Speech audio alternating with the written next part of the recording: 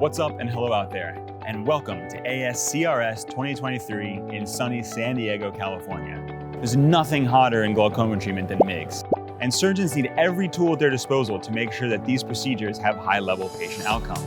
Oculus believes their all-new Gonio Ready is a revolution in gonioscopy lenses, allowing surgeons to operate using both hands during MIGS procedures, adding new dimensions of flexibility, safety, and efficacy to the procedure. I'm joined here today by Dr. Ike Ahmed, a trailblazer in MIGS and glaucoma and one of the world's premier ophthalmic surgeons, to go deeper into the device and his experiences with it. Let's check it out. So welcome to the show. What's up, buddy? Ike, how's it going? Yeah. Good to catch up, Matt. Thanks for coming out. I know you're involved in the Gonio Ready development process. What do you think is missing or was missing before Gonio Ready? You know, it's been incredible to see the evolution of MIGS. I think the area that we probably haven't done as much on is visualization, because we need a good view to do what we do in the angle. I mean, as cataract surgeons, we know that having both hands in the eye have advantages, controlling the eye and doing additional maneuvers. And yet we're relegated to having only one eye controlling the instrument during most of our MIGS procedures. So those are some of the challenges we have with our current visualization technologies, and that's kind of where collaborating with Oculus to try to develop, a more integrated system, the microscope, was what has led to Gonio Ready. In the early development process with Oculus, what are some of the things that you really just knew that you had to have?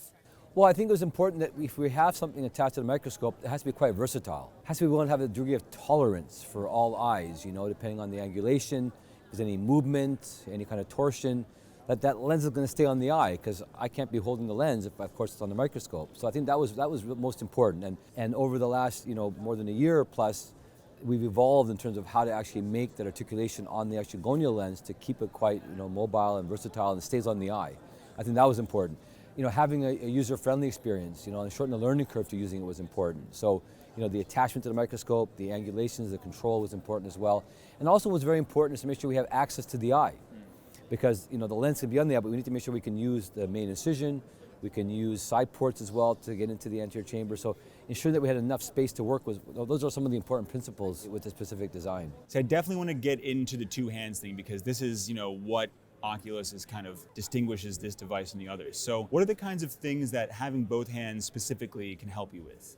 We know having, two hands available helps us in many ways. I think some of us are going to use both hands on an instrument to steady our hand. In mixed procedures, we often have to go forehand, backhand, non-dominant hand, and having a second hand to be able to, hold things together can help. So I think just having that free hand can help. Second thing can be controlling the eye. Not every patient is, in the right position. We've got to ask the patient to look left, look right. They don't look properly, they move around. It's understandably difficult. So having a second hand to be able to control the eye, whether it's with a forceps, whether it's, through the side port incision with a cannula or other instrumentation, helps control the eye. And thirdly, having an ability to have a second hand into the eye, like we do, for example, with phaco. I got a chopper with my left hand, a phaco with my right hand. Having a viscoelastic cannula or having something else to work together, or forceps to work together, opens up the opportunity to do more in the angle. So yeah, you talked about doing more. I want to go into that flexibility kind of thing. So how does the Gonio Ready improve the flexibility? What kinds of things do you see yourself being able to do in the future with this device? So immediately, for example, we have challenges when we're doing procedures where we have bleeding, for example, or we have loss of the anterior chamber volume because of the maneuvers, which can be linked to more bleeding and more reflux. So the ability to have a cannula in the eye, you're doing a procedure, you can inject more viscoelastic, you can maneuver the eye, control the eye as you're doing it, can be very helpful to have that second hand in there. That's the most immediate thing. Going forward, I'm excited to think about what we can do with both hands working together. For example, doing some sort of dissection in trabecular meshwork, or doing some manipulation of a stent that's placed needs to be adjusted or something. Very much like we do already, for example, for maneuvers, suturing into the anterior chamber, doing different things like that. So, I think we haven't even thought about what we can do with it yet fully, and we haven't fully baked it. But it just gives us so much more opportunities to do something with both our hands.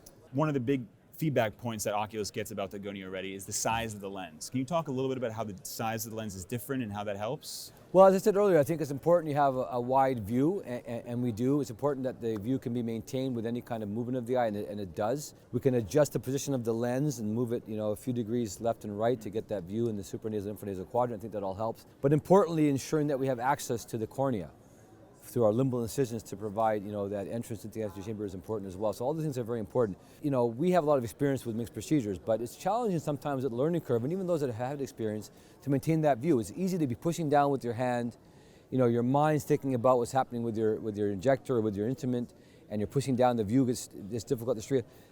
This allows us to maintain that view because you've got the scope suspending that lens on the cornea, and you don't have the variable of your other hand pushing down or lifting up and losing that view. That maintenance of view, I think, is something that we underestimate that has the value of having like a hands-free device like this. Yeah. I mean, I want to go back to the arm also because, the Gonio Ready is also good for patient safety. It improves efficacy, of course, but also the safety of the procedure. So, what's your experience with that? How does that work? Well, I think, because it's got a lot of flexibility and, I call it the snake arm attached to the lens, it has a lot of maneuverability. If there's any movement or patient, adjustment or anything, it moves with the patient, and it allows it to kind of conform to the globe easily. We've not seen any safety problems if the patient were to lift up or something. There's compressibility to the tubing as well. So, we've found this to be a very safe procedure without any complications on the surface of the eye. So if I'm a patient and I'm getting surgery with the Gonio Ready versus without the Gonio Ready, what kinds of things can I expect? I think that from a patient perspective, there's probably not a lot of difference because, the comfort level is the same, which is comfortable. I will say that I think the adjusting of the patient may be less because we can control the eye with our hands, so there's probably less, okay, Matt, look a bit to the left, look a bit to the right, oh, look up, look down, no, not that, that's a bit too much, look over there, that happens a lot. So I think that kind of, the back and forth can be perhaps reduced a bit because we have control of the eye, So you mentioned the learning curve. If I'm a surgeon, what are you as a Gonio Ready user saying to a surgeon who's a little bit intimidated by that learning curve? Yeah, I think that is certainly something to be remarked about because we're all creatures of habit and we're just used, even though it may not be the best way to do it, we're used to doing one way. Yeah. We're used to having our hand on the patient, on the lens. If there's any movement, we move the lens around to do that. This is different though. So in this case, we're not moving the lens so much. We're actually controlling the eye to keep where the lens is. So that kind of mental switch up is something that we need to kind of understand, And then we need to kind of be optimized so that we don't want to have surgeons putting the Gonio Ready on the eye. We're not in the right position. We're searching for where to go. So we've kind of developed ways to say, listen, have it in the retracted position, focus on the eye. You can tilt the patient's head before putting the Gonio solution on the eye, any viscoelastic. Focus on the nasal iris, so you're far enough down. Put the viscoelastic on, and then swing the Gonio Ready on the eye, and then make some micro adjustments with the rotational knob. You can move up and down with your scope if you have to, and then you got your view. You're good to go. And once you have that view, you're basically now ready to proceed with the procedure. Perfect. Well, Ike, thanks so much for joining us today. Really appreciate it. And Thanks, see you again soon. Big thanks to Dr. Ike Ahmed for joining us. And it certainly sounds like we're on the doorstep of a new era in glaucoma and MIGS surgery. So if you're interested in learning more about the Gonio Ready, head on over to Oculus's website to check it out.